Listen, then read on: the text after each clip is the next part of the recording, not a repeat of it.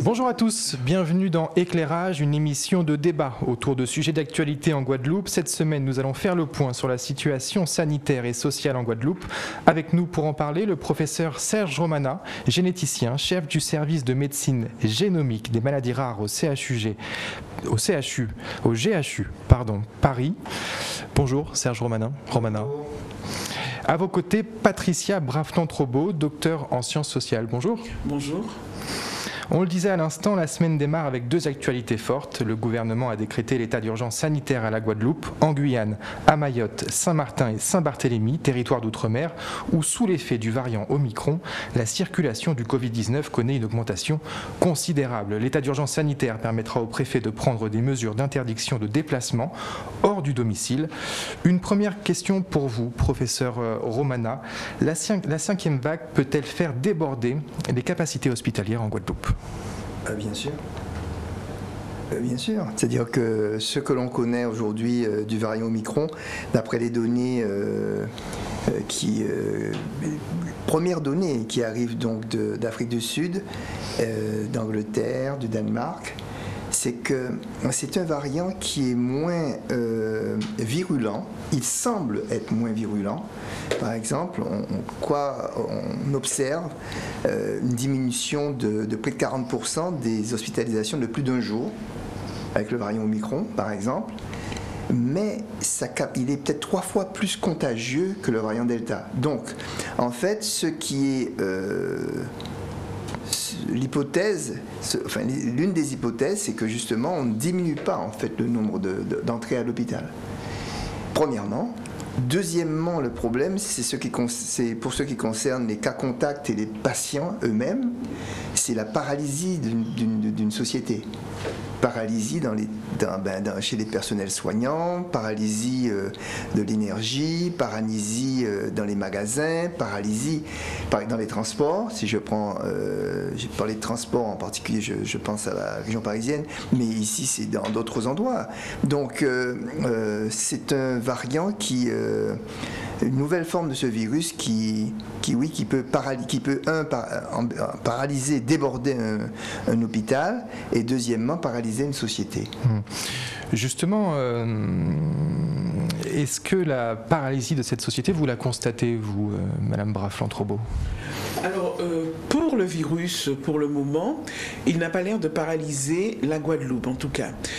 Et je confirme ce qu'a dit le professeur Romana, parce que moi, j'ai ma fille qui vit en région parisienne, et où des trains sont annulés régulièrement à cause de la circulation du virus et des personnes qui ne sont pas présentes sur leur poste de travail, les cours qui sont passés en distanciel, et même des choses qu'il faut que les gens entendent pour bien comprendre. Ma fille et ses amis n'ont pas pu faire de réveillon le 31 parce qu'ils étaient pratiquement tous positifs. Tout simplement. Et les jeunes, ils ne sont pas de nature à mentir là-dessus ou à tricher là-dessus. Donc c'est que vraiment, il y a une très forte circulation de ce virus. Ce n'est pas une vue de l'esprit. Donc ça peut effectivement bloquer la société. Alors nous, par contre, en Guadeloupe, nous avons une autre problématique qui est la problématique sociale, avec le collectif qui occupe le terrain depuis juillet. Et là, on s'est rendu compte que les choses sont en train de prendre une autre proportion. On va peut-être en parler. Mais c'est cela qui occupe pour le moment le champ social en Guadeloupe. C'est ce qui paralyse le plus la Guadeloupe, le mouvement social, plutôt que le virus en ce moment ?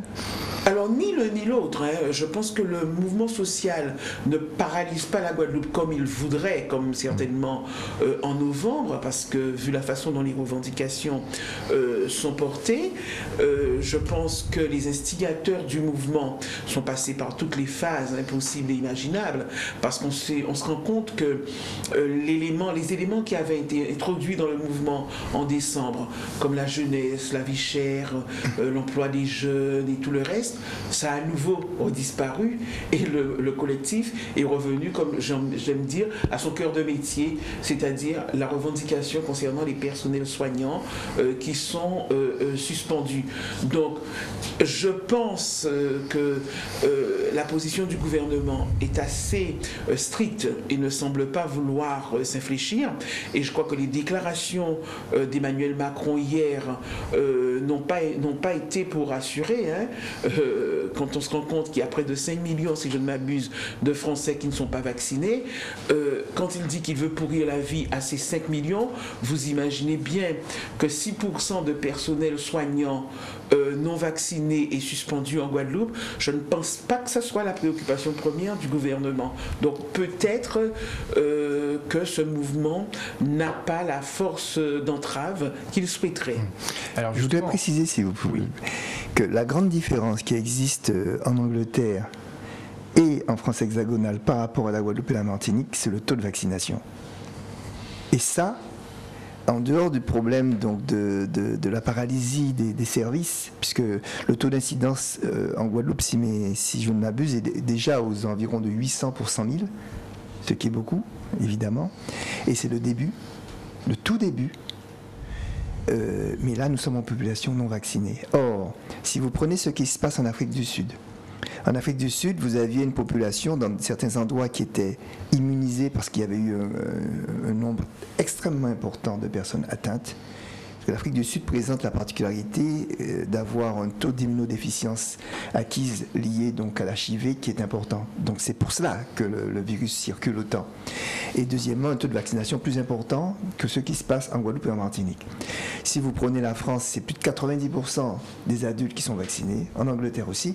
Donc de ce fait, ce qui va se passer en Guadeloupe et en Martinique sera de toute façon pourra être beaucoup plus terrible en ce qui concerne justement l'impact au niveau sur le système hospitalier.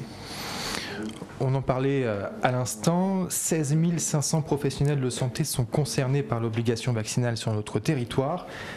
6% d'entre eux ne sont pas vaccinés.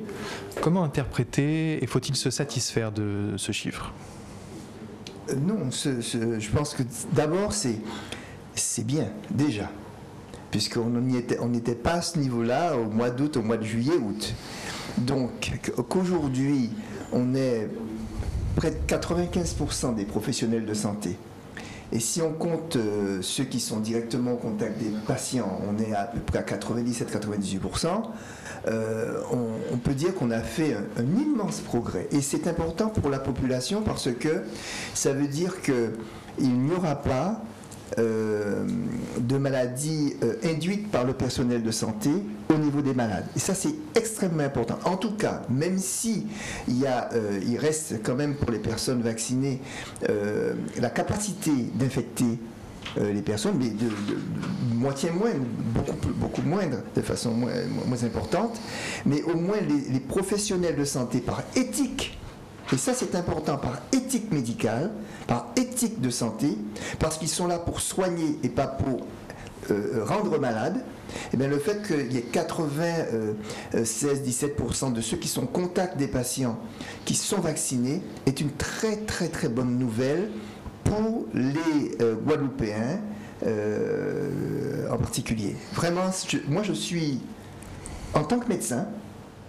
parce que nous médecins, nous sommes là pour soigner. On n'est pas là pour rendre malade. Et lorsque on sait que le risque, et on fait tout justement, c'est-à-dire se vacciner, c'est faire tout pour ne pas infecter, pour ne pas rendre malade déjà des personnes qui sont à l'hôpital, donc qui sont en faiblesse. Je suis personnellement très satisfait de ce niveau de vaccination. Comment expliquer, Madame Braflant-Trobo, que les médecins aient fait le choix de la vaccination alors que ça n'est pas le cas de toute la population ? Alors moi je crois que il y a énormément de facteurs en Guadeloupe qui se sont superposés. Et on s'est retrouvé dans une espèce de millefeuille d'explications. La première chose, je crois, qu'il y a eu la peur du vaccin. Ça a été la première. Et tout le monde en avait peur. Personnellement, je ne peux pas dire que lorsque ce vaccin est arrivé, je n'en avais pas peur. Parce que je ne savais pas ce que c'était. L'ARN messager, je ne savais pas ce que c'était. J'ai pris le temps de la réflexion avant de me faire vacciner. Parce que c'est une technologie qui est nouvelle et il y a la peur. Mais cette peur qui a été ressentie par certains, ils l'ont utilisée. Ils l'ont instrumentalisé, ils ont grossi les traits à travers les fake news, à travers la convocation d'éléments d'histoire en disant que non, si nous ne nous faisons pas vacciner, nous sommes des rebelles, nous résistons à la France, nous résistons à l'État colonialiste français, nous résistons, ce sera un retour, si nous nous faisons vacciner, ça sera un retour encore en esclavage. Enfin, tous les éléments possibles et imaginables de l'histoire de la Guadeloupe et de la culture aussi, parce qu'il ne faut pas oublier les conséquences de cette annonce d'Henri Joseph concernant le Zebapic, où les personnes ont cru qu'il avait trouvé un médicament et où ça n'a pas été le cas et où les gens se sont soulevés en disant mais la pharmacopée antillaise guadeloupéenne peut nous permettre de guérir. Et en fait, tout cela, ça a été une espèce de cocktail Molotov véritablement qui a agi effectivement et qui a fait qu'une grande partie de la population a refusé la vaccination, ce qui a donné les conséquences mortelles que nous avons eues en août, où nous avons eu plus de 300 morts au mois d'août du Covid, une maladie pour laquelle il existe un vaccin, et quand on s'est rendu compte que c'était des non-vaccinés. Et malheureusement, les personnes qui tenaient ce type de discours, dont certains ont changé, parce qu'au début, le collectif qui est encore en mouvement en Guadeloupe parlait de l'obligation vaccinale pour tout le monde, qu'il fallait la refuser, en mentant un peu, en faisant croire que tout le monde était concerné par l'obligation vaccinale alors que c'était faux, certains disant alors qu'ils sont dans le domaine on vaccine pas moun pas connaître Kayadan, ce qui est une hérésie totale. Il suffit d'aller faire des recherches sur internet pour voir, même si on ne comprend pas, mais on a les informations, après on peut les confronter à d'autres personnes, on peut poser des questions. Donc je crois que tout cela a joué malheureusement sur la santé des Guadeloupéens et ça a permis d'avoir, moi ce que j'ai qualifié d'autogénocide et de personnes qui faisaient commerce de la mort sur le virus. Alors on parlera tout à l'heure de l'efficacité du vaccin, mais l'autre actualité de cette semaine, c'est l'agression du directeur du CHU de Guadeloupe hier, après avoir été séquestré durant plusieurs heures dans leur bureau par des manifestants. Gérard Cottelon et Cédric Zolesi, son adjoint, ont été bousculés par des militants anti-obligation vaccinale lors de leur exfiltration par la police. L'UTS-UGTG justifie ces actions en indiquant qu'ils n'ont pas été reçus par la direction malgré leur demande. L'ensemble de la classe politique guadeloupéenne condamne ces faits de violence, le préfet et l'ARS aussi. Patricia Braflant-Trobo, la mobilisation a repris cette semaine en Guadeloupe contre l'obligation vaccinale, un peu après les fêtes. Que dit ce refus de la vaccination, encore une fois on va d'abord aussi avoir Gérard Cottelon, directeur du CHU, qui va pouvoir revenir sur les événements d'hier soir. Gérard Cottelon, est-ce que vous m'entendez ?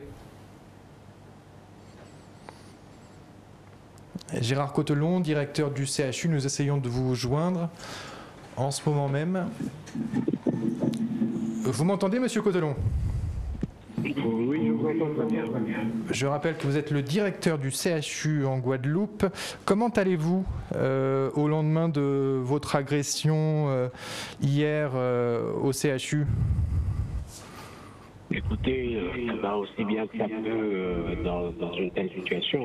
J'ai été agressé, comme vous le dites, enfin violemment agressé, parce que j'ai reçu un coup à la tête là qui m'a un peu assommé, malgré le cordon de police qui était là pour me protéger. Mais il y avait beaucoup de manifestants, ils ont réussi à briser ce cordon et à me frapper.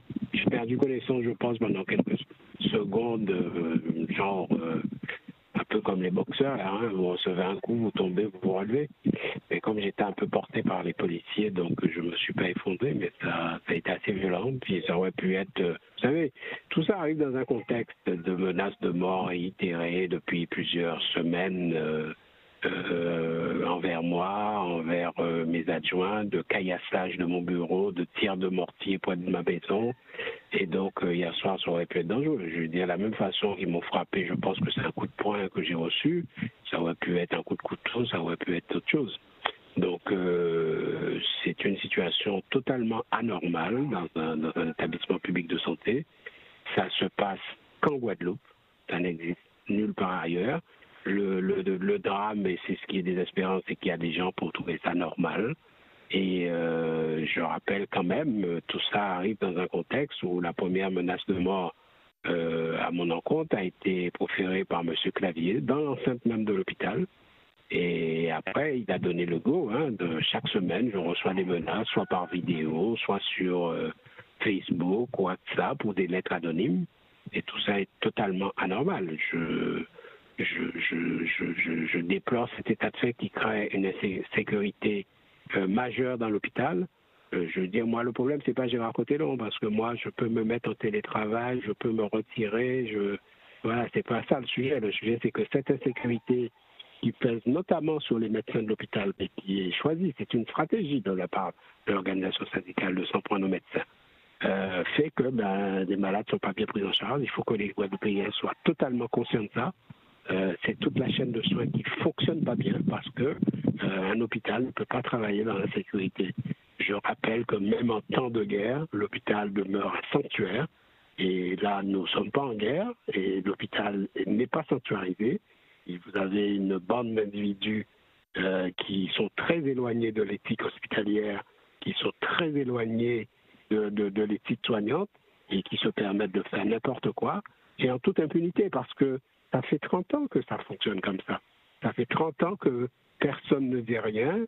On regarde faire cette organisation syndicale qui décide de ce qui doit être appliqué à l'hôpital, de ce qui ne doit pas être appliqué, et qui agit en toute impunité. Comment ça se passe pour les soignants concernés par l'obligation vaccinale qui ont fait le choix de ne pas se faire vacciner aujourd'hui? Est-ce qu'ils sont accompagnés? Bien sûr qu'ils sont accompagnés. Et ils le savent. Simplement, vous avez un groupe d'irréductibles qui n'ont pas pris contact avec la plateforme. Il y a une plateforme d'écoute, de dialogue, d'accompagnement pour... Il y a 600 personnes qui se sont inscrites sur la plateforme, c'est-à-dire des hospitaliers, mais aussi des gens qui sont en activité libérale ou qui sont dans le médico-social. Donc cette plateforme fonctionne. Il y a des professionnels qui sont là pour écouter, pour accompagner, pour répondre aux questions sur la vaccination, pour éventuellement ceux qui sont totalement hostiles à la vaccination, les accompagner vers une reconversion, parce qu'il faut qu'ils soient bien conscients qu'ils ne seront plus professionnels de santé s'ils ne se font pas vacciner. Simplement, vous avez une organisation syndicale qui a fait croire à un nombre de soignants que ils arriveront à abroger la loi, ils arriveront à faire en sorte que le directeur général du CHU les paye malgré ce que dit la loi. Et donc ces personnes qui se retrouvent maintenant avec, pour certains d'entre eux, 2 mois sans salaire, sont acculés socialement, sont dans une situation totalement compliquée pour eux socialement, ce que je peux comprendre. Mais je veux dire, il faut qu'ils se retournent aussi vers M. Clavier, qu'il l'interroge par rapport à ses promesses inconsidérées et qui les a amenés droit vers le mur. Alors on s'en prend à Gérard Cotellon, je veux dire, mais ils auraient pu me tuer hier soir. Et c'est pour autant que le président de la République demanderait l'abrogation de la loi en Guadeloupe. Non, mais c'est juste du n'importe quoi. De toute façon, Gérard Cotellon, vous, en tant que fonctionnaire, vous ne faites qu'appliquer la loi. Avez-vous le pouvoir de dire non à l'obligation vaccinale? Attendez, je fais qu'appliquer la loi, bien sûr, je suis un fonctionnaire, mais cette loi, je suis un militant de cette loi. J'assume totalement ce que prévoit la loi. Je veux dire, moi, je suis avant tout un hospitalier. Je sais comment fonctionne un hôpital. Je sais ce que cette loi apporte en termes de sécurité pour les soignants eux-mêmes et pour les patients. Imaginez que nous soyons dans un système, là on va avoir le variant Omicron où les soignants ne sont pas vaccinés, ils sont tous malades. Qui soigne la population? Et c'est ça qu'on refuse de comprendre en Guadeloupe. C'est ça qu'on veut, et que les soignants ne peuvent pas soigner la population. Non mais, attendez, c'est ça le sujet. Parce que je veux bien qu'on manifeste tous les samedis ou tous les jours pour dire pas d'obligation vaccinale, pas de passe sanitaire. Mais qu'est-ce qu'on veut? On veut que le système de santé ne fonctionne pas. Si c'est ce qu'on veut, mais il faut le dire clairement à la population. Et moi, si vous voulez, moi je suis hyper à l'aise avec cette loi. A-t-elle un impact sur le bon fonctionnement du CHU? Et bien évidemment, c'est ce que je vous disais, c'est qu'au-delà de ma personne, c'est pas moi le sujet. Moi, encore une fois, je suis directeur général. Donc je peux rester chez moi et travailler. Le sujet, c'est que vous avez toute une organisation hospitalière qui dysfonctionne de ce fait-là. Et donc, l'impact immédiat, c'est sur le patient. C'est pas sur Gérard Cotellon, c'est pas sur mon directeur général adjoint, c'est sur les patients. Ce sont les patients qui ne sont pas correctement pris en charge. Et alors que nous sommes dans une situation où 95% des agents répondent aux critères de la loi. Donc on aurait dû pouvoir fonctionner normalement. Et simplement, vous avez une organisation syndicale qui a décidé que cette loi ne devait pas s'appliquer en Guadeloupe, ne devait pas s'appliquer au CHU, et qui mène depuis 2 mois et demi des exactions en entravant le fonctionnement de l'hôpital, en s'en prenant aux médecins, en crevant les pneus des médecins, en les insultant, en s'en prenant à la direction générale parce qu'elle veut arriver à ses fins, parce qu'elle a fait croire aux gens qu'ils arriveraient à faire abroger cette loi. Merci beaucoup Gérard Cotellon, directeur du CHU de Guadeloupe. Merci d'être intervenu dans notre émission. Je vous en prie. Une réaction, oui, on va essayer de joindre Gaby Clavier au cours de cette émission. En tout cas, la demande a été formulée. Une réaction, Patricia Brafland-Trobo, sur cette agression dont a été victime le directeur du CHU hier. Moi, je suis énormément touché par cela. Peut-être que vous ne le savez pas, mais mon dernier ouvrage s'appelle « L'estime de soi des Noirs ». Et mon avant-dernier ouvrage s'appelle « Noir et manager ».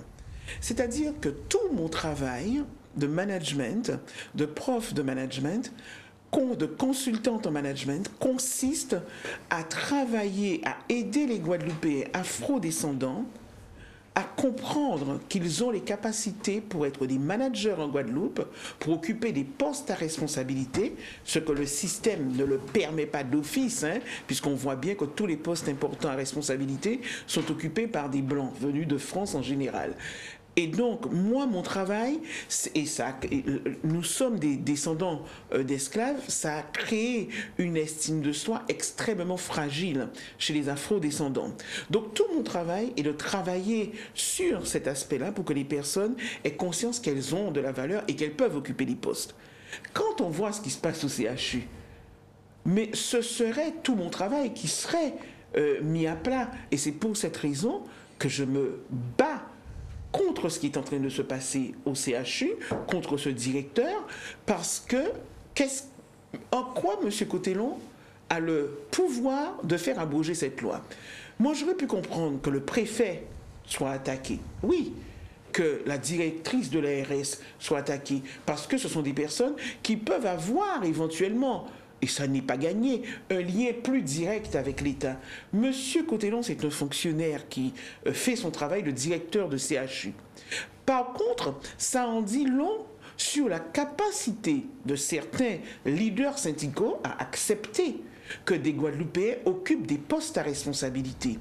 Et moi, j'ai presque envie de leur dire, de leur demander, est-ce qu'ils ne sont pas en train de faire payer un Guadeloupéen, le fait qu'il occupe un poste à responsabilité, est-ce qu'il ne serait pas vu comme un traître?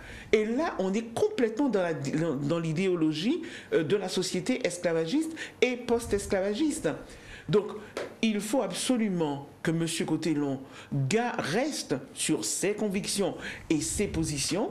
Il est un manager, il est directeur d'un hôpital, il n'est pas un manager noir, il n'est pas un manager guadeloupéen, il a un certain nombre de choses à faire, il les fait, il les met en œuvre, et après, il a des oppositions syndicales, ce qui est normal.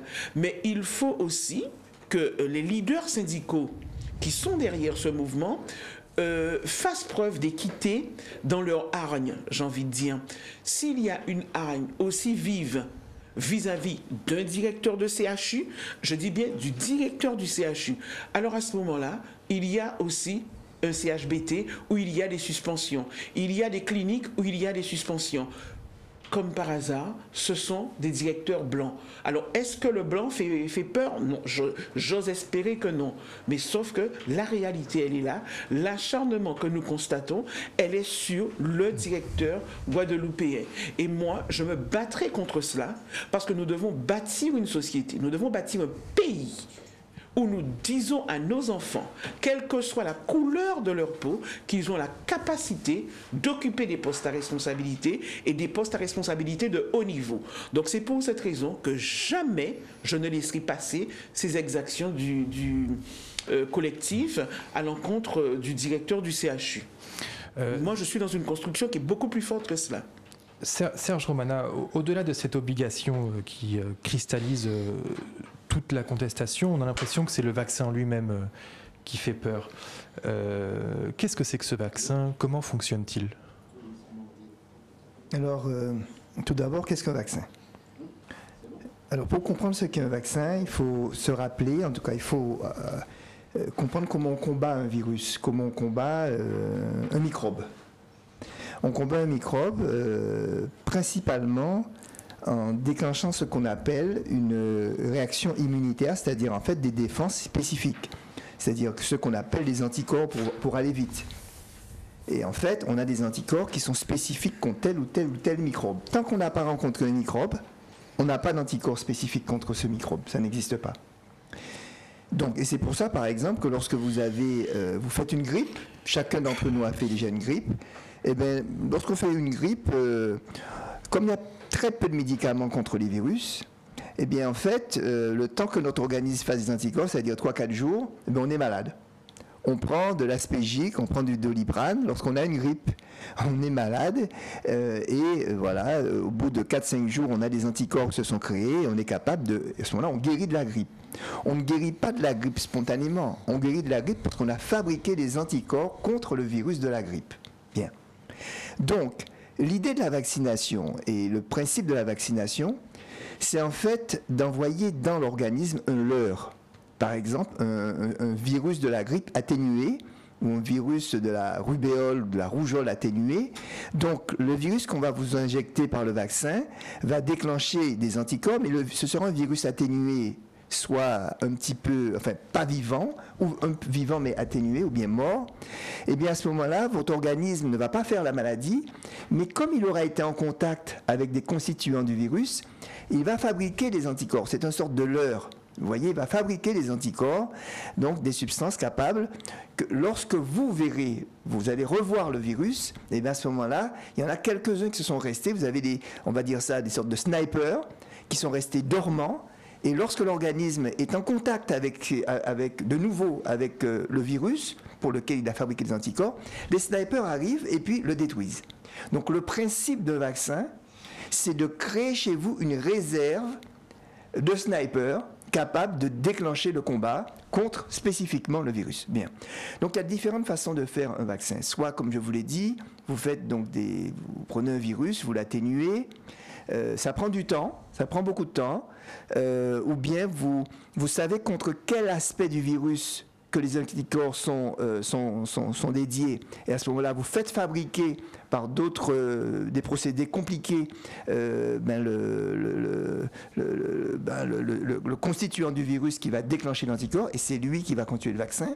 Et ce qui est nouveau, là, ce qui est extraordinaire, c'est que dans tous les cas, avant, on vous donnait un virus ou son constituant, donc un composé étranger à vous, pour faire un vaccin, et là, chose découverte magnifique, ce qu'on fait, c'est qu'on utilise en fait notre propre code génétique, nos propres cellules, pour pouvoir fabriquer justement les anticorps contre le virus en question.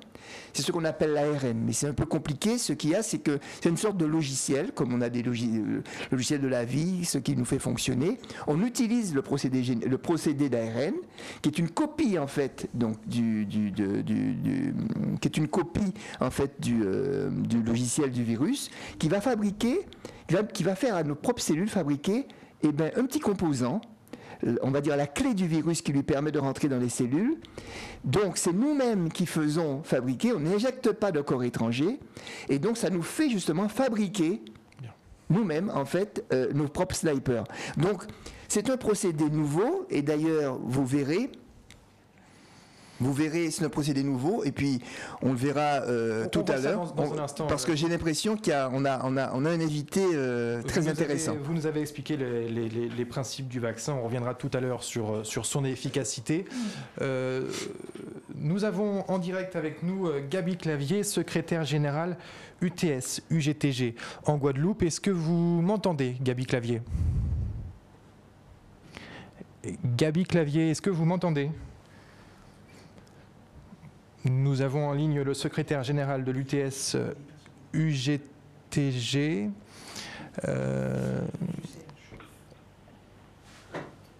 Vous m'entendez, Gaby Clavier? C'est bien, oui. Ah, super. Merci d'avoir accepté d'intervenir dans notre émission. Une première question. Que s'est-il passé hier avec le directeur du CHU? Ce qui s'est passé hier avec le directeur du CHU, c'est qu'elle nous a décidé hier matin. Elle m'a dit, côté de l'explication, c'est une violence qui a pratiqué ces personnels depuis plusieurs mois, et singulièrement depuis l'obligation vaccinale depuis le mois de juillet, par harcèlement, par note de service, par intimidation, par pression pour les vacciner. Bien évidemment, les résistance organisée contre toutes ces pressions-là. C'est aujourd'hui décidé, quelle que soit décision qui prend au niveau de l'État français de différer ou de différencier l'application de l'obligation vaccinale, il décidé que depuis le 16 octobre, il a suspendu le monde, contrairement à ses capacités maritimes en Guyane, par exemple. Et donc depuis le 16 octobre, depuis le 13 octobre, plusieurs centaines d'agents du CHU suspendus sans salaire. Sans salaire, ça veut dire que sans salaire, sans travail.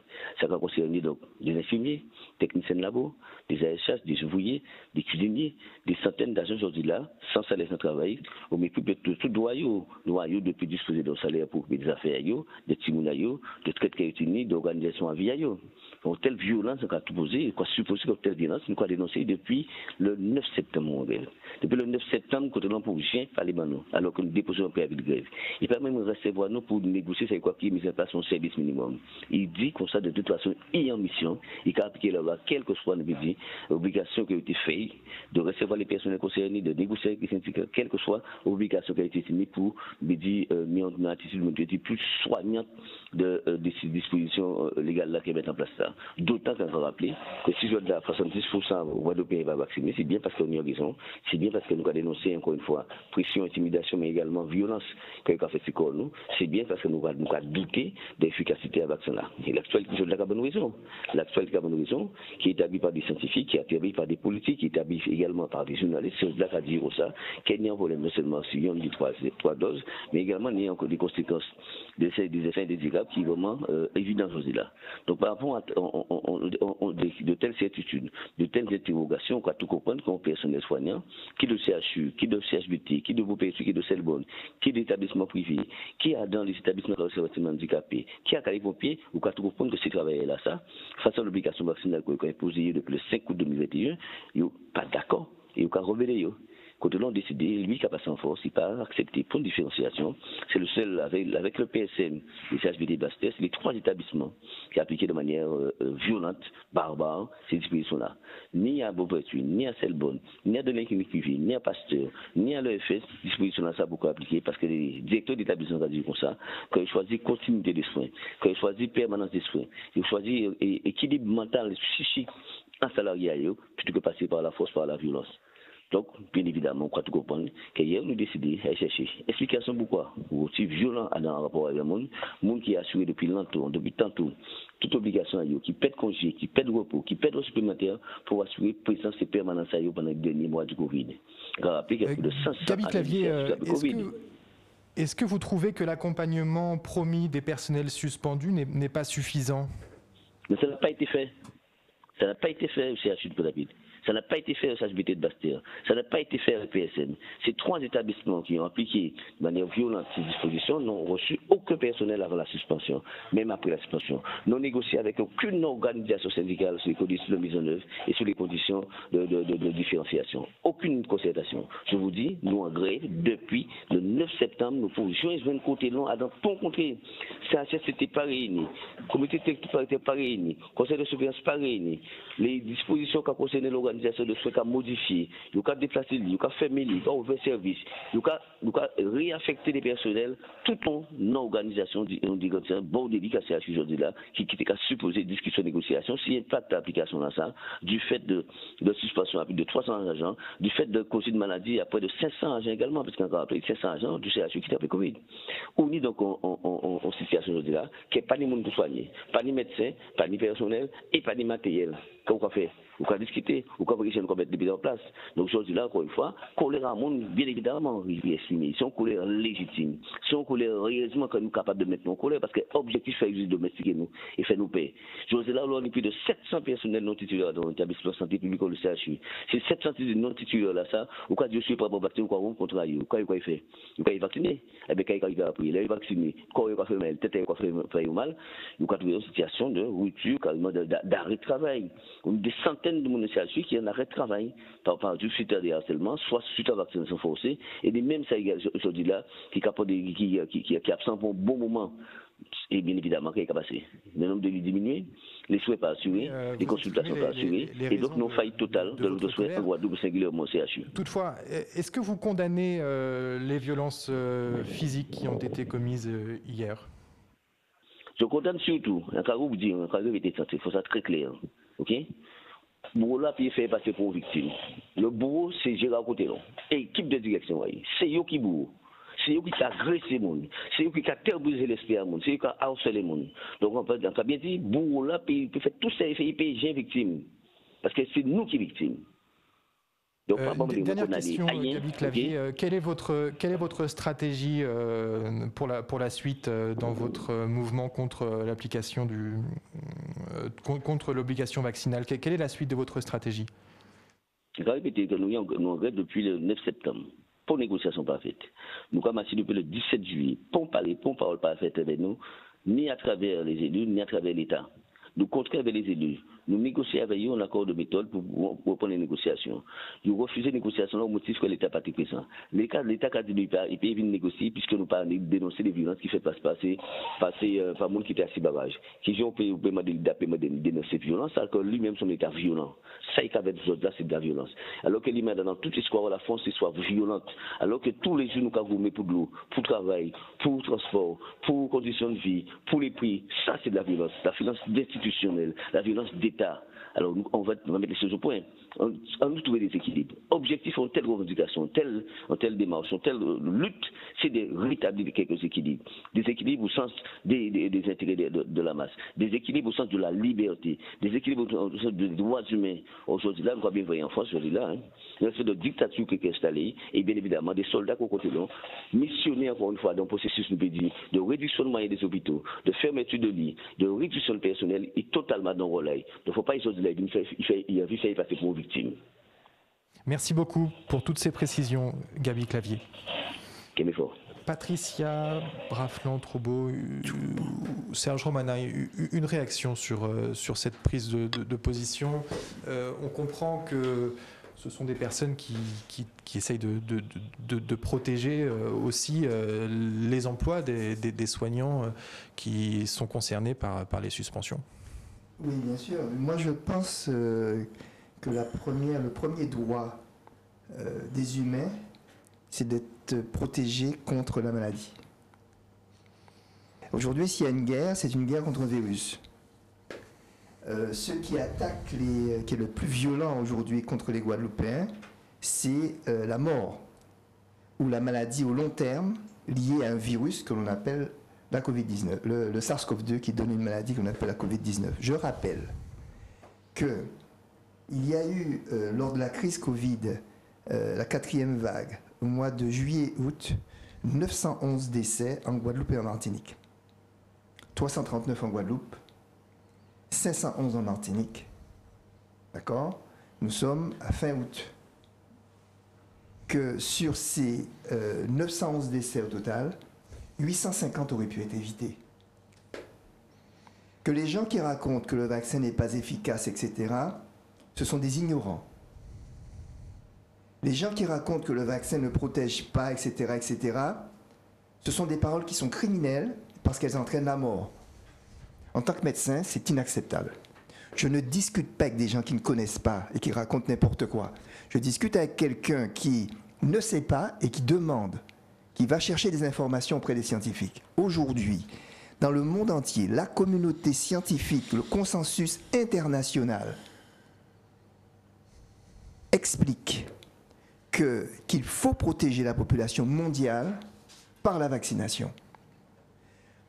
Si on continue en Guadeloupe à faire comprendre aux Guadeloupéens que le vaccin est dangereux, etc., etc., sans aucune preuve scientifique, je dis bien sans aucune preuve scientifique, je dis que c'est criminel. Parce que des gens vont encore mourir.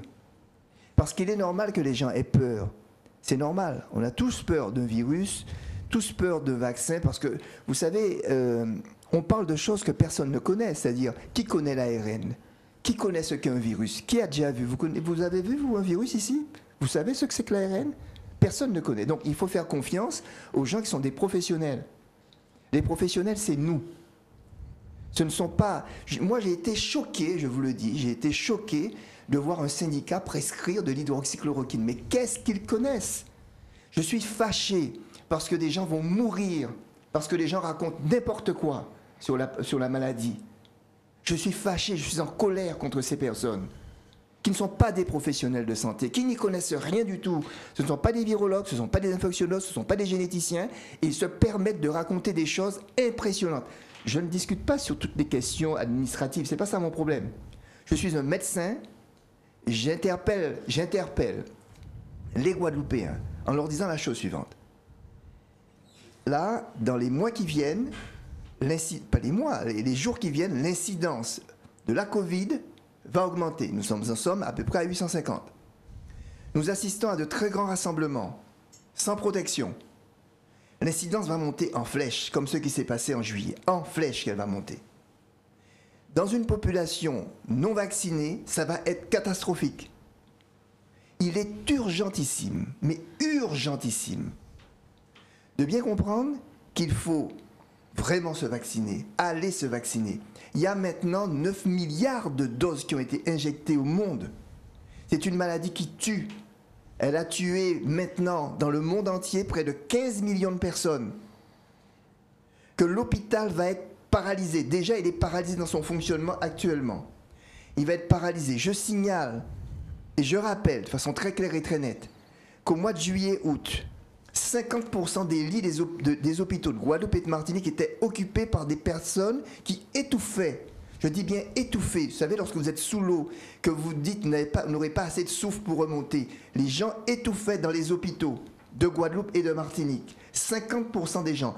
Mais lorsque 50% des personnes Covid occupent un hôpital, mais les autres qui ont des AVC, des insuffisances rénales, des insuffisances cardiaques, des infarctus, tout ce que vous voulez, des accidents de la voie publique, mais comment vous pouvez les soigner? Lorsqu'une réanimation, la réanimation ici, en Guadeloupe, la réanimation, d'accord?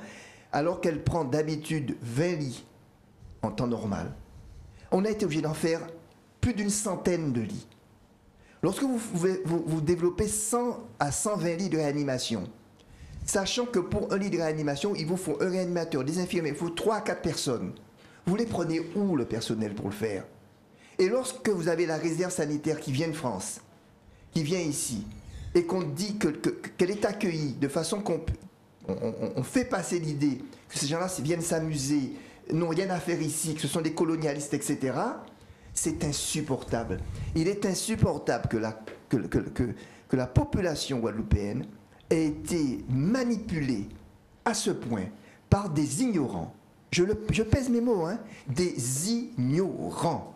Professeur Romana, l'argument phare des personnes qui ne souhaitent pas se faire vacciner, c'est de dire on peut mourir du Covid même en étant vacciné.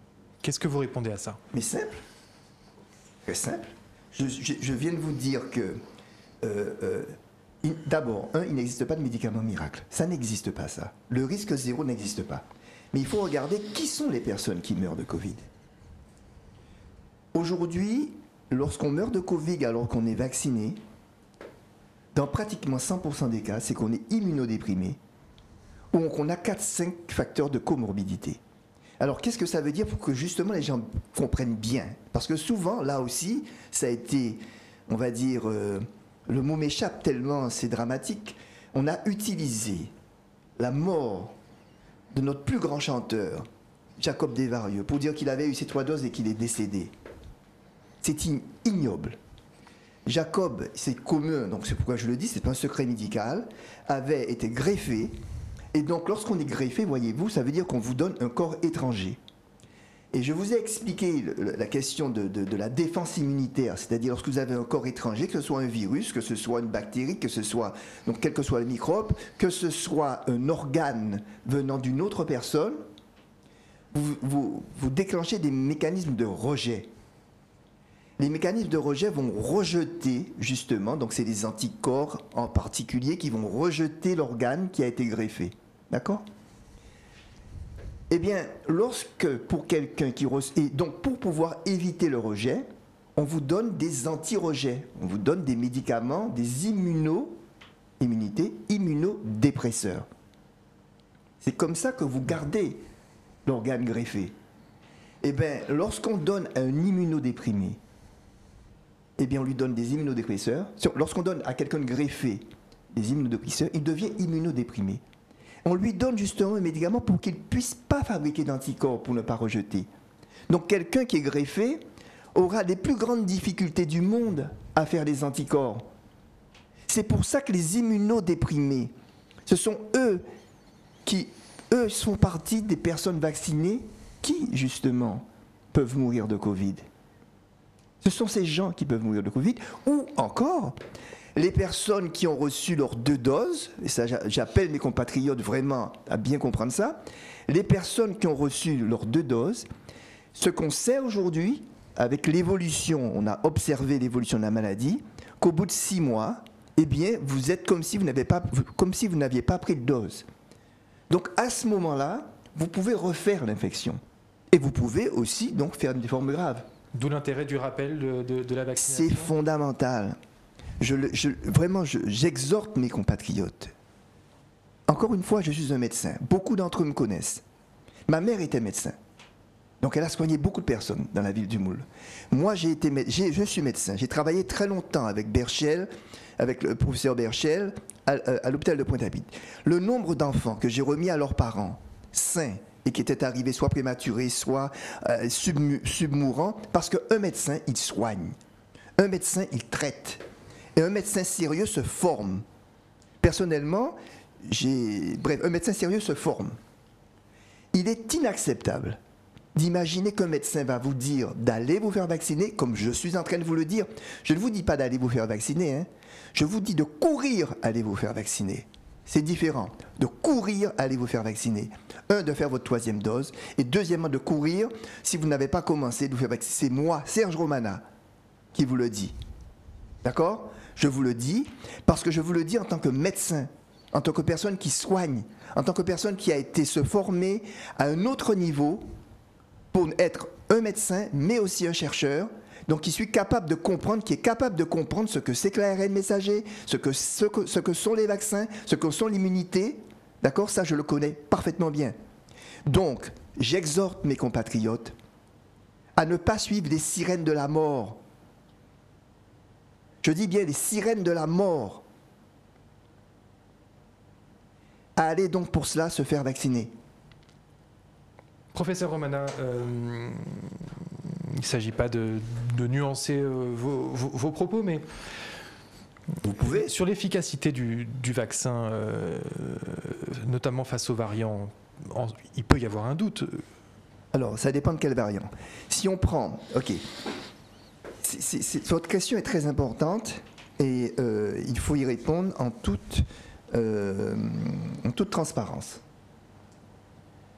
Le vaccin, tout d'abord, les vaccins ARN ont été développés plus vite que tous les autres. Et heureusement.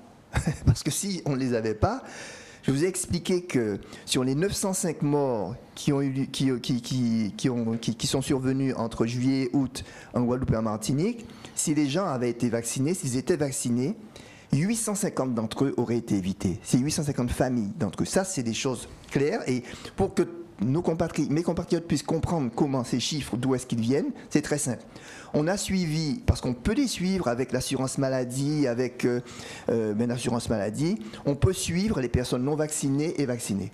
On a suivi 50 000 personnes vaccinées et 50 000 personnes non vaccinées. On les a suivis depuis le 1er janvier 2021. Et on a regardé sur ceux qui sont rentrés à l'hôpital, sur ceux qui sont rentrés en réanimation, sur ceux qui ont décédé, eh bien on a pu tout facilement déduire ceux qui étaient vaccinés et ceux qui n'étaient pas vaccinés. On a vu que 94%, le vaccin protégeait 94% du décès et 91% de l'hospitalisation. Donc c'est simple, hein? C'est pas parce qu'on a demandé aux gens, on a suivi simplement parce que à partir de votre numéro de sécurité sociale, on est capable de savoir si vous avez été vacciné, si vous avez été à l'hôpital, si vous êtes décédé, pas décédé, etc., etc. On peut suivre tout ça sans rien vous demander. La France a l'une des plus grandes bases de données du monde qui permet justement d'améliorer les résultats, de suivre les maladies, etc., etc. D'accord ? Donc, je vous réponds simplement que sur le variant Delta, celui qui était majoritaire au mois de juillet et au mois d'août, d'accord ? Eh bien, la vaccination protégeait à 91% des formes graves et à 94% pour les décès. Ceci est un chiffre indiscutable et ceux qui vous racontent que ce n'est pas vrai, ce sont des menteurs, ce sont des ignares, je l'assume, ce sont des ignares, des ignorants. Et les ignorants, ils doivent se taire. Ça, c'est la première chose. Maintenant, sur l'Omicron, on n'a pas assez, pour le moment, de recul. Ce que l'on sait, c'est que la 3e dose booste énormément votre immunité. Mais vous savez, qu'est-ce qui va se passer ? C'est que pourquoi on n'a pas de recul ? On n'a pas de recul parce que l'Omicron déferle sur une population vaccinée. Donc ce que l'on voit, on voit qu'il y a des formes moins graves. Mais peut-être que c'est parce que les gens sont vaccinés. Ce que je ne souhaite pas, c'est que la Guadeloupe soit un terrain expérimental. Parce que là, les gens ne sont pas vaccinés. D'accord ? Donc, encore une fois, je le dis, je le répète, je l'affirme avec force, en tant que médecin et en tant que scientifique. Oui, la vaccination est la seule arme aujourd'hui, en plus bien sûr des gestes barrières fondamentaux, les gestes barrières, c'est l'arme essentielle pour combattre ce virus. Je ne souhaite pas que la Guadeloupe et la Martinique deviennent le lieu où l'Omicron va encore muter pour peut-être devenir plus dangereux, parce que plus un virus circule et plus il peut muter. Je ne le souhaite pas que soi-disant, pour être des grands combattants, de toute façon, si on est des grands combattants, nous sommes des descendants de nègres marrons, mais les nègres marrons ont peur de virus, de vaccins alors. C'est quoi cette histoire ? C'est quoi ? Mais qu'est-ce que c'est que cette histoire ?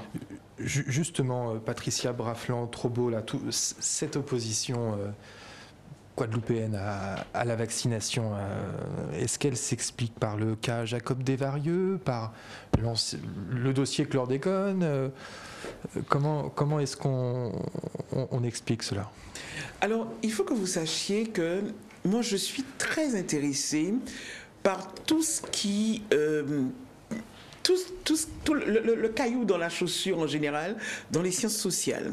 Et depuis quelque temps, je lis sur les réfractaires à la vaccination. Et je me suis rendu compte, il y a une étude qui a été menée par l'Institut Jean Moulin sur le sud de la France et qui démontre que des éléments de rhétorique, de discours qui sont utilisés en Guadeloupe, ce sont les mêmes qui sont utilisés dans le sud de la France, qui est nettement aussi moins vacciné. C'est-à-dire une résistance à l'État central, une affirmation identitaire très forte, un rattachement à des valeurs culturelles qui seraient supérieures aux aux valeurs culturelles nationales, entre guillemets. Un peuple à préserver.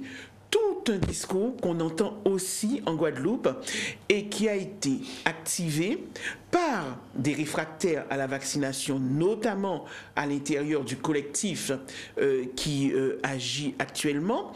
Collectif qui, et ça aussi c'est valable dans le sud de la France, qui sont des collectifs et des personnes qui sont soutenues, aussi paradoxal que cela puisse paraître, par l'extrême droite.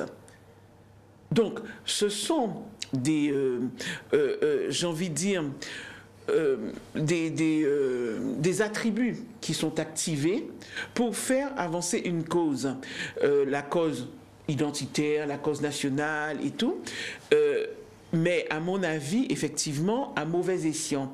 Parce que quand vous êtes un combattant, un guerrier, et que vous vous rendez compte effectivement, parce que ça je l'ai dit dans mes tweets dès le début du mois d'août, que vous vous rendez compte que c'est vous qui êtes le grand résistant, le grand combattant, et c'est vous qui mourrez à l'hôpital de la maladie. Personnellement, lorsque j'ai sorti mon premier texte en août, où j'ai dénoncé les manipulations qui étaient menées par certaines personnes du collectif, et je tiens à saluer Jean-Marie Nomerté particulièrement, qui lui a dit « je suis vacciné ». Je suis dans le collectif, mais je suis vacciné et je l'en remercie. Parce qu'effectivement, on peut se battre contre le pass sanitaire, mais tout en étant vacciné. Et je pense que certainement, au sein de ce collectif, il y en a peut-être d'autres qui n'ont pas eu le courage de Jean-Marie Nomertin, et c'est dommage. Et donc, quand vous dites aux personnes de ne pas prendre ce vaccin et que ces personnes se retrouvent à l'hôpital et qu'elles décèdent, là, il y a un problème. Vous ne pouvez pas garder ce discours identitaire, ce discours de résistant, de combattant, alors que votre population est en train de mourir. Et je reviens à ce texte que j'ai écrit en août. Moi, je vis en Guadeloupe, je vis pleinement en Guadeloupe. Et moi, je fais mon marché tous les samedis sur le marché à Mangueyo, à Pointe-à-Pitre. Et une première fois, je vois devant le hall des sports à Pointe-à-Pitre, là où il y a le stade, le hall Paul Chonchon, je vois un attroupement de blancs. J'emploie les mots clairs pour que tout le monde comprenne. Et je me dis, mais qu'est-ce qui se passe là? Parce que moi, je suis pointoise, j'ai jamais vu d'attroupement de blancs devant le stade, devant le hall Paul Chonchon. Je me dis, mais qu'est-ce qui se passe? Quelle manifestation il y a? Alors je commence à réfléchir, je me dis, sur Optimiste, un truc comme ça, hein, Lions Club, vous voyez, hein, les stéréotypes et les préjugés.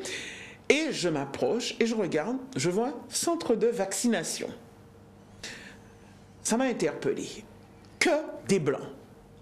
La vaccination démarrait. Premier samedi, deuxième samedi, troisième samedi, quatrième samedi.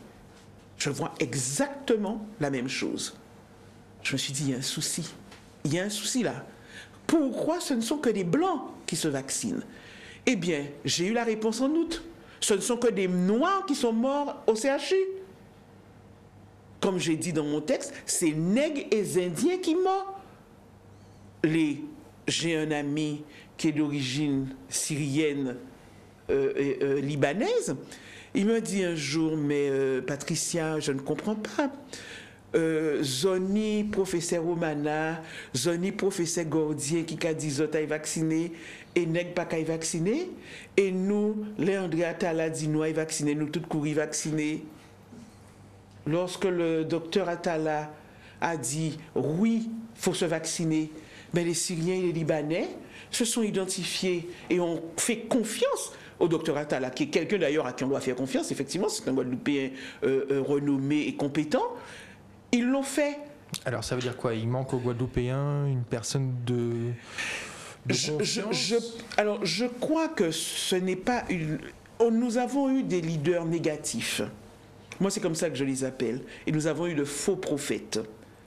Nous avons eu des leaders négatifs. Des personnes qui ont utilisé leur aura, qui ont utilisé leur personnalité et l'ascendance qu'ils peuvent avoir sur la population guadeloupéenne pour diffuser de fausses informations, que ce soit sur la possibilité d'un médicament avec le Zebapic, alors que la recherche n'en est en est extrêmement éloigné, tout le monde le sait, que ce soit aussi pour faire une politique anti-gouvernementale, anti-colonialiste sur un virus qui tuait les Guadeloupéens. Et on se rend compte là, en janvier, que ça a mené tout le monde dans une impasse, parce qu'on ne mène pas une guerre sur un virus qui tue en plus. Et face à un gouvernement qui hier, si on en doutait, j'en reviens encore, a encore démontré sa stratégie.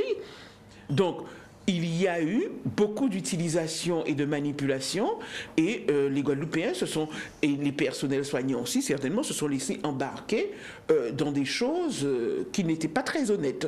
Et moi, je ne cesserai pas de les combattre. Où en est-on, professeur Romana, dans la recherche des traitements alternatifs contre la Covid? Les traitements antiviraux. Oui. Vous le savez, les traitements antiviraux, c'est des choses toujours compliquées. Il y a peu de traitements. Vous avez peu de traitements contre la grippe, il y a peu de traitements. Mais les traitements sont en phase 2 et en phase 3 là, actuellement, c'est-à-dire que pour que tout le monde puisse comprendre, il y a un certain nombre de traitements. D'ailleurs, Pfizer a mis en place un traitement antiviral qui est accepté actuellement aux États-Unis, mais qui est en cours de phase 3 en Europe, et c'est un traitement en phase 3. Alors qu'est-ce que ça veut dire en phase 3 ? C'est des études de comparaison entre le médicament en question et un placebo. C'est-à-dire qu'en fait, avant de mettre un médicament, c'était pareil pour les vaccins, avant de pouvoir, et ça me permettra de répondre, excusez-moi, aussi à l'argument disant que c'est un vaccin expérimental. Bon. Alors, comment un vaccin est mis, comment un vaccin ou un médicament quelconque est mis sur le marché ? Tout d'abord, il y a de la recherche sur des cellules. On appelle ça in vitro, c'est-à-dire par exemple pour un médicament, on infecte une cellule, on met le médicament, on regarde si les cellules sont toujours malades ou pas malades. Une fois qu'on a fait ça, on passe chez l'animal. Deuxième étape, donc chez l'animal, on regarde, un animal on l'infecte, on lui donne le médicament, on regarde un peu les doses et on regarde un peu qu'est-ce qui se passe, si c'est prometteur ou pas. Et si c'est prometteur, on passe à l'expérience chez l'homme. Vous voyez, on a déjà fait une phase dans les cellules, une phase chez l'animal, et ensuite on arrive chez les humains. Et chez les humains, il y a 3 phases. La phase 1, on détermine la dose. Quelle est la dose, efficace, pas efficace, etc. Une fois qu'on a déterminé la bonne dose, qu'on sait que ça ne va pas produire trop de dégâts, on passe à la phase 2. Où on prend des malades, des patients un peu plus nombreux, c'est-à-dire peut-être 1000-2000 personnes, et on regarde quel est l'effet en fait que ça produit. D'accord ? C'est la phase 2. Et si on a de bons résultats, on passe à la phase 3. La phase 3, c'est malgré les bons résultats donc de la phase 2, on va prendre une population, disons par exemple une population de 2000 personnes, on va tirer au sort pour les mettre chacun dans un groupe A, groupe B. Ensuite, on va prendre le médicament, on va lui donner le nom A. On va prendre un placebo, c'est-à-dire quelque chose qui n'est pas un médicament, et on va le mettre dans un comprimé qui s'appelle B. On va tirer au sort, on va donner au hasard, au groupe A comme au groupe B, soit le médicament ou le placebo. Et à la fin d'un certain nombre de temps, on va regarder les personnes qui ont été malades, pas malades, et on va à ce moment-là retirer on va savoir qui, on va dire le A c'était telle chose, le B c'était telle chose, on va retirer, on va déanonymiser comme on dit, bref, et puis on va déduire à ce moment-là, comme c'est quelque chose au hasard et comme il n'y a pas d'interférence on va dire du subjectif, on va déterminer si le médicament est efficace ou pas. Et c'est ce qu'on a fait d'ailleurs pour les vaccins et qui ont montré, mais de toute façon, ils ont plié le match, les vaccins ARN, très très vite, un niveau de 95% d'efficacité. Bien. Et bien là, actuellement, on est en phase 2 et en phase 3 pour des médicaments antiviraux. Et très prochainement, probablement en début janvier, ils vont pouvoir être mis sur le marché. Alors, on commence déjà à être un petit peu déçu, parce que comme tout médicament, il n'y a jamais des choses à 100%. On a des avantages, on a aussi des inconvénients, des effets secondaires, etc. etc. Mais donc, ça va sortir effectivement des médicaments contre le SARS-CoV-2. Alors, est-ce que, peut-être même pour conclure nos échanges, Pardon pour cette question, c'est peu conventionnel de poser cette question à un scientifique, mais est-ce que vous gardez une forme d'optimisme sur l'évolution de la situation dans le monde face à cette épidémie? Je pense que oui, bien sûr. De toute façon, je suis de naturel optimiste, mais surtout j'ai une très grande confiance en la science. J'ai pas une confiance, c'est pas une confiance, on va dire. Par principe, c'est une confiance parce que je suis un scientifique et je sais comment fonctionne la science. Elle fonctionne par l'expérimentation. Elle ne dit pas j'ai raison à 100%. Elle avance pas à pas. Voyez-vous, elle avance pas à pas. J'ai confiance aussi dans les mécanismes de pharmacovigilance, c'est-à-dire lorsqu'un médicament n'est pas bon, eh bien c'est ce qui s'est passé par exemple, vous voyez, là, je crois que c'est aujourd'hui, hein, il y a eu Sanofi qui a été condamné pour ne pas avoir donné d'assez bons renseignements concernant la dépakine pour les femmes enceintes. C'est-à-dire, il existe en France... Des garde-fous, en fait. Il existe en France un organisme de pharmacovigilance extrêmement puissant. C'est-à-dire, les effets secondaires sont remontés et ensuite, ils sont analysés. Vous voyez, donc, oui, je suis optimiste. Oui, l'humanité, je dis bien l'humanité, parce que il ne faut pas que les Guadeloupéens comprennent qu'il n'y a que la Guadeloupe. Hein. Je veux dire, l'épidémie, elle est partout. Et tous les pays du monde vaccinent. Tous les pays de la Caraïbe vaccinent en masse. D'accord? Donc, on n'est pas, je ne sais pas quoi, le centre de la Terre. J'ai confiance en l'humanité, j'ai confiance dans les scientifiques. Oui, nous allons régler ce problème au niveau international. On va régler le problème du Covid, ça c'est certain. Même question pour vous, Madame Braflant-Trobo, vous qui êtes experte dans l'analyse de la société guadeloupéenne. Est-ce que vous gardez une forme d'espoir, d'optimisme dans l'évolution de la situation? Est-ce qu'un jour, la division des Guadeloupéens va cesser? Ben non, la division des Guadeloupéens ne peut pas cesser parce que nous sommes un peuple. Quel peuple ne se divise pas? Moi, je dis toujours, nous sommes un peuple normal. Donc, avec nos divisions, avec nos ententes, beaucoup de solidarité. Je crois que nous l'avons montré depuis lorsque nous sommes arrivés sur cette terre, hein, pour être mis en esclavage et même après. Donc non, la division va continuer, elle est saine. Simplement, il faut la combattre lorsqu'elle mérite d'être combattue. C'est quelque chose de sain. Mais moi, par contre, ce que je veux rappeler, c'est que nous sommes une société en construction. Beaucoup se réfèrent en général à la Caraïbe, souvent à Cuba. Toutes les îles indépendantes de la Caraïbe sont souvent citées en exemple. Et il se trouve que là, toutes les îles de la Caraïbe vaccinent. Les présidents et les premiers ministres sont vaccinés. Comme par hasard, allez comprendre pourquoi, et le montre. Allez comprendre pourquoi nos chers nationalistes qui mènent le conflit anti-vax, ils ont complètement tourné le dos à la Caraïbe. Là, actuellement, leur référence, c'est qui? C'est Jean-Luc Mélenchon qui est venu dernièrement, qui fait sa campagne anti-vax, qui fait son truc, alors qu'il est vacciné triple dosé, comme Véran l'a rappelé. On a tourné le dos à la Caraïbe. Moi, j'aimerais qu'on retourne à notre bassin caribéen et qu'on s'inspire de la Caraïbe. Parce que si nous étions un pays indépendant, et moi, mes analyses ne portent qu'à partir de ces éléments. Si la Guadeloupe était indépendante, est-ce que vous croyez que ce qui est en train de se passer au CHU se passerait? Non. Ce qui est en train de se passer au CHU, c'est une situation propre à une société colonisée, un département, une colonie départementalisée. Parce qu'en France même, aucun directeur de CHU n'a subi ce que subit M. Cotellon. Véran même ne l'a pas subi. Emmanuel Macron non plus. Donc je crois qu'il faut qu'on comprenne qu'il faut qu'il y ait de la mesure et il faut qu'on reste conscient des valeurs que nous avons à prôner.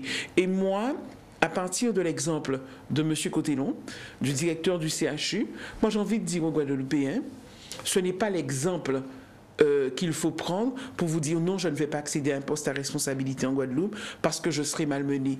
La Guadeloupe, ce sont beaucoup de chefs d'entreprise guadeloupéens d'origine d'ascendance africaine ou indienne qui font tourner l'économie de la Guadeloupe. J'ai écrit un texte là-dessus où j'ai dit que ceux qui peuvent se permettre de critiquer un directeur, ce sont souvent des fonctionnaires et c'est un privilège de fonctionnaire.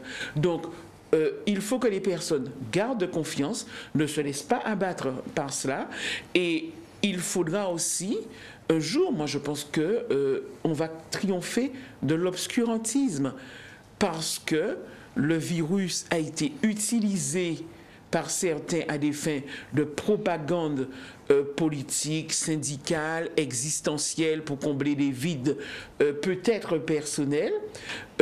Nous avons perdu beaucoup de Guadeloupéens à cause de ces postures. Eh bien, j'espère que la vérité et la science vont triompher parce que effectivement, mélanger science et politique, ça se voit que ça ne fait pas bon ménage parce que on a bien l'impression que là.